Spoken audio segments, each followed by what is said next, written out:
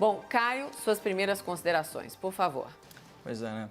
Bom, o ministro Sérgio Moro, ele estaria corretíssimo em pedir demissão caso não pudesse indicar o diretor-geral da Polícia Federal. Seria impossível não reconhecer a razão do ministro Moro, porque a autonomia para a nomeação, de cargos do Ministério da Justiça foi sacramentada por compromisso público do presidente com os eleitores brasileiros. E aqui eu quero abrir aspas para o próprio Jair Bolsonaro em coletiva de imprensa, novembro de 2018. Ele disse o seguinte: parabéns à Lava Jato. O recado que eu estou dando a vocês é a própria presença do Sérgio Moro no Ministério da Justiça. É integralmente dele o ministério. Sequer influência minha existe em qualquer cargo daquele ministério. É o compromisso que eu tive com ele, Sérgio Moro, é carta branca para o combate à corrupção e ao crime organizado. A mensagem é clara e cristalina. Essa fala do presidente, como muitas outras, prestigia a independência e o poder de ação do ministro Moro à frente da pasta da Justiça. E o mínimo que se espera do presidente da República é que ele seja um homem de palavra, especialmente em relação a compromissos assumidos com o cidadão brasileiro. E além da questão do respeito à palavra empenhada, tem um aspecto político. Sérgio Moro é um símbolo da verdadeira justiça. É, portanto, um ativo moral desse governo, que, por associação, goza da credibilidade e da popularidade do antigo juiz da Lava Jato. É um pouco daquela velha história, né? Diz-me com quem andas e te direi quem és. E andar ao lado do Sérgio Moro, além de ser uma honra, traz prestígio político. Por isso, é possível sintetizar toda essa apreensão da opinião pública em uma questão fundamental: com quem o presidente da República quer andar? Com o ministro Moro, que é um ícone internacional do combate à corrupção, ou com as pessoas que querem a cabeça dele e dos seus subordinados de confiança? Coincidentemente, esse impulso, digamos assim, intempestivo do presidente de trocar o comando da Polícia Federal veio no dia seguinte à abertura de diálogo entre o governo federal e as lideranças do Centrão. E agora já se fala em tirar a pasta do trabalho do Ministério da Economia para entregá-la aí numa bandeja de prata ao PTB do Roberto Jefferson. Já se fala em entregar o Banco do Nordeste para o PL do Valdemar Costa Neto. Ambos esses parlamentares são fisiológicos do Centrão e ambos são mensaleiros condenados. O nosso presidente, ele se elegeu tendo como um norte moral um belo versículo de João, não é? E conhecereis a verdade e a verdade vos libertará. Um outro João diz no livro do Apocalipse: seja quente ou seja frio, não seja morno, que eu te vomito. De que adianta não lotear os ministérios para depois negociar pastas e cargos? De que adianta romper com o presidente da Câmara para se compor com as lideranças do Centrão? E de que adianta despetizar a administração pública, mas nomear quadros da esquerda para o Poder Judiciário? Senhor presidente, seja quente ou seja frio, não seja morno, não busque um meio termo, porque não existe meio ladrão. Não transija, não contemporize, não barganhe com essa corja.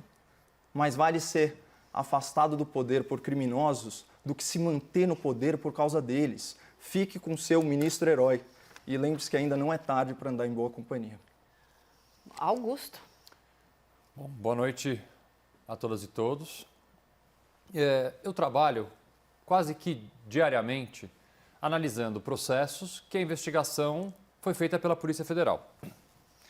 Eu posso não concordar com a linha de investigação da Polícia Federal em um outro caso, posso não concordar com a conclusão que a Polícia Federal chega em alguns casos, mas o que eu posso afirmar, em razão dessa minha experiência, é que a Polícia Federal do Brasil é extremamente bem preparada. Ela tem delegados, escrivães de polícia e agentes que foram, ao longo dos anos, se modernizando, se aperfeiçoando, e hoje a Polícia Federal é uma polícia, sim, de excelência. Muito se deve, e aqui eu acho que não há divergência ideológica que consiga contestar essa minha afirmação, muito se deu graças ao ministro Márcio Tomás Bastos. A época dele, na frente do Ministério da Justiça, é que houve essa modernização e essa melhora da Polícia Federal. A Polícia Federal, por ser essa polícia independente e boa, ela não serve a governos. Ela não serve a presidentes, a juízes, a ministros e a procuradores. A Polícia Federal serve a quem? A Justiça. Eu acho curioso, nesse nosso passado recente, alguns juízes e outros membros do Poder Judiciário foram alçados à categoria de combatedores de crime. o juiz tal luta contra o crime, o juiz tal combate a corrupção. O juiz não tem que combater corrupção, o juiz não tem que combater crime, o juiz tem que julgar. A partir do momento que o juiz se auto-intitula combatendo algo, ele perde aquilo que é essencial no julgamento, que é a imparcialidade. É evidente que o trabalho de um juiz acaba, sim, combatendo o crime, mas a essência do trabalho do juiz não é combater nada. Quem combate o crime é a polícia. Esse é o trabalho essencial da polícia. E para a polícia poder trabalhar de uma forma livre, ela precisa de uma coisa essencial, que se chama autonomia. Polícia sem autonomia é polícia direcionada. Polícia sem autonomia é polícia que investiga aquilo que quem controla essa autonomia quer que a polícia investigue. Então, o mais grave desses episódios de hoje, esses fica, não fica do ministro Moro, é porque o tema principal e o motivo principal para a possível saída do ministro Moro se dá justamente em razão do controle do cargo de diretor-geral da Polícia Federal. E o que mais me preocupa, na verdade me deixa extremamente preocupado, é que tem alguém, e isso que a gente tem que saber quem, que acha que pode controlar a Polícia Federal, simplesmente mantendo um cargo. Como se trocando o delegado-geral A para o delegado-geral B fosse conseguir conduzir investigações dessa instituição que tem tantos homens e mulheres fiéis ao seu trabalho de investigar e de combater o crime. Então, o que mais me preocupa deste fato específico na data de hoje é a quem interessa e por que este interesse em tentar controlar a Polícia Federal. Caio? Eu tenho pouquíssima coisa aí a acrescentar. Bom, eu não consigo dissociar a busca pela justiça com o combate ao crime, né, ao contrário da explanação do Dr. Augusto. E eu também entendo que a Polícia Federal ela é sim subordinada ao Ministério da Justiça, isso no organograma do Estado.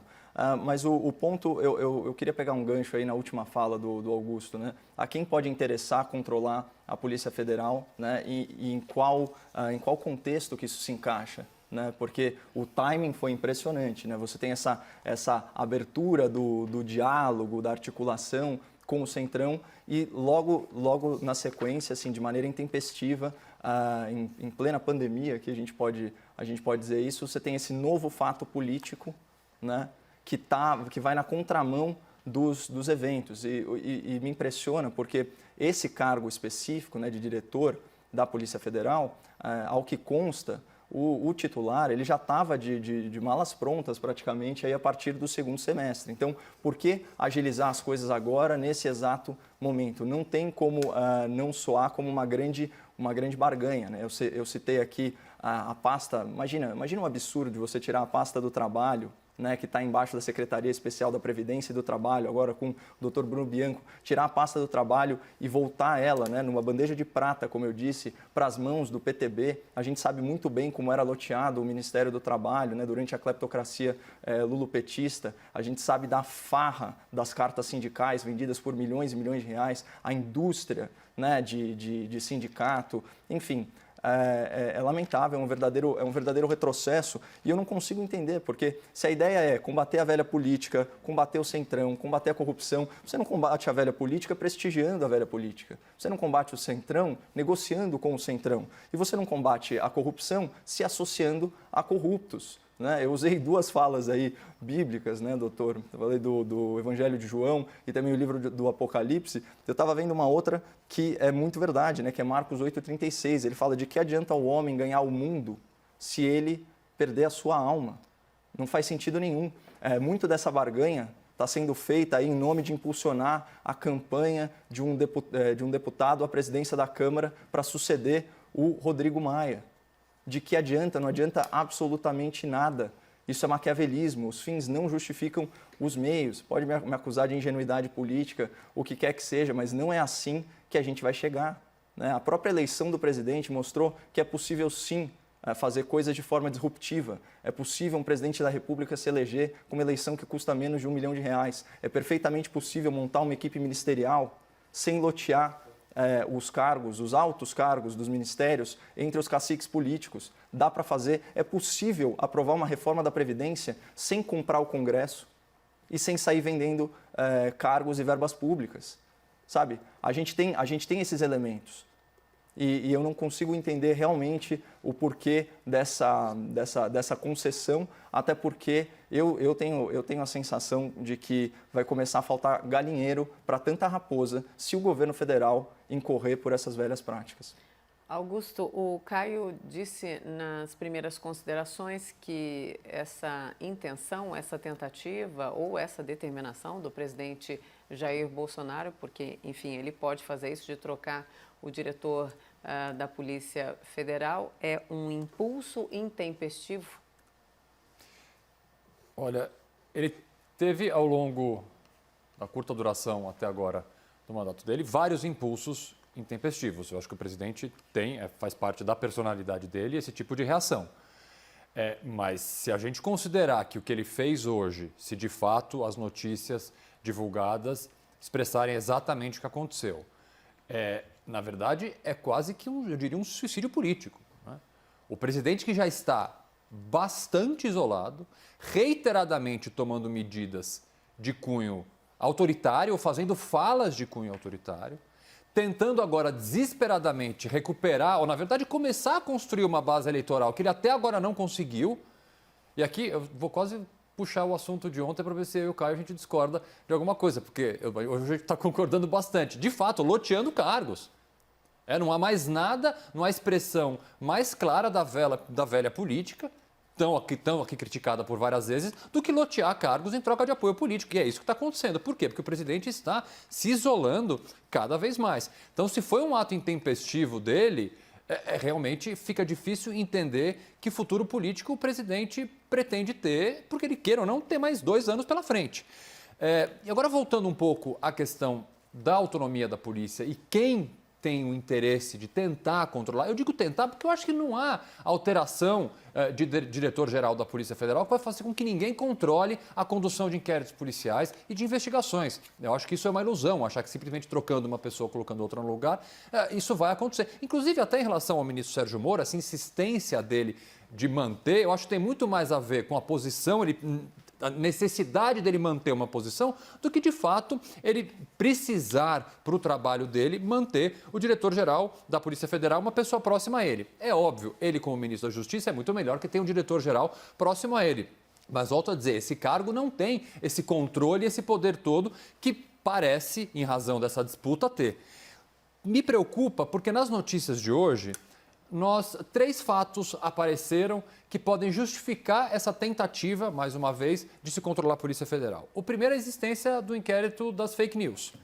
Então, há diversas informações hoje na imprensa de que haveria ali informações muito importantes nesse inquérito das fake news e que, então, que a troca do comando da Polícia Federal seria, de alguma forma, para tentar abafar ou coisa parecida o que foi encontrado nesses inquéritos das fake news.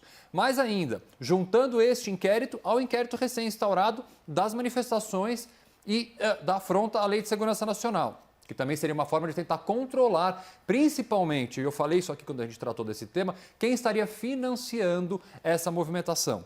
E por último, um caso que nunca, em momento nenhum pode ficar esquecido da nossa memória, é o assassinato da vereadora Marielle e do seu motorista.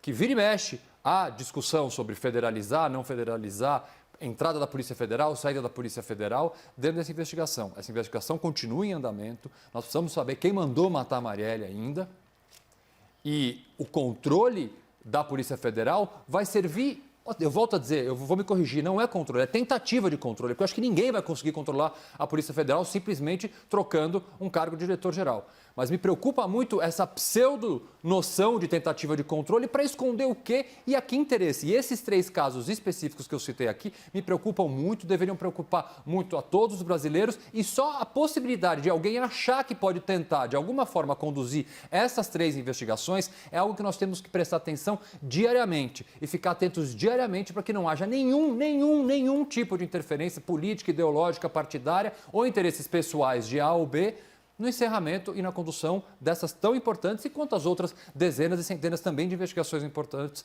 que a Polícia Federal toca diariamente.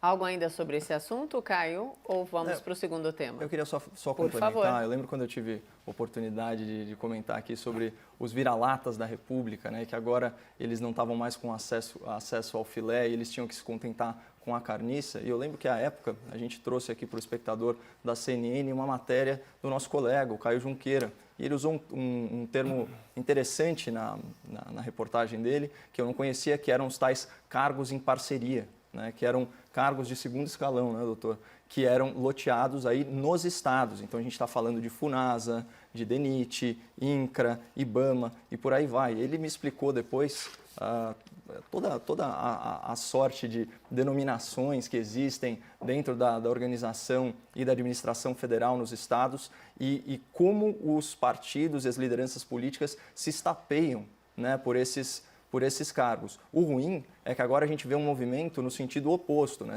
Antes você estava do filé para a carniça, agora estamos da carniça para o filé. E eles continuam, porque, como eu disse, vira-lata não vai largar o osso tão fácil. Sobre a minha autocrítica de ingenuidade política, né? Hoje eu participei de uma live com a jornalista Liliane Ventura e ela fez uma pergunta muito inteligente. Ela falou, olha, como é possível governar, então, sem fazer essa contemporização, essa conciliação, esses acordos com o centrão político nessa base do toma lá da cá? E a minha resposta foi categórica, porque tem algumas situações em que a gente não pode transigir, e uma delas é com moralidade. Não se deve governar em parceria com essas pessoas. Não se deve governar em parceria com essas pessoas. A Constituição, ela assegura ao presidente o direito de veto, né? E a popularidade, né, inerente ao cargo da presidência da República, assegura a ele uma capacidade enorme de comunicação. Então, esses são os dois instrumentos que ele tem em mãos. Claro, o veto, ele é fácil de derrubar. A rejeição do veto precisa apenas de maioria absoluta. A gente está falando aí de 247 votos dos deputados e 41 dos senadores. Mas ele dá o ônus político para o Congresso. E é assim que é possível governar. Porque a gente já falou, assim, o político médio brasileiro, ele é absolutamente covarde em relação à opinião pública.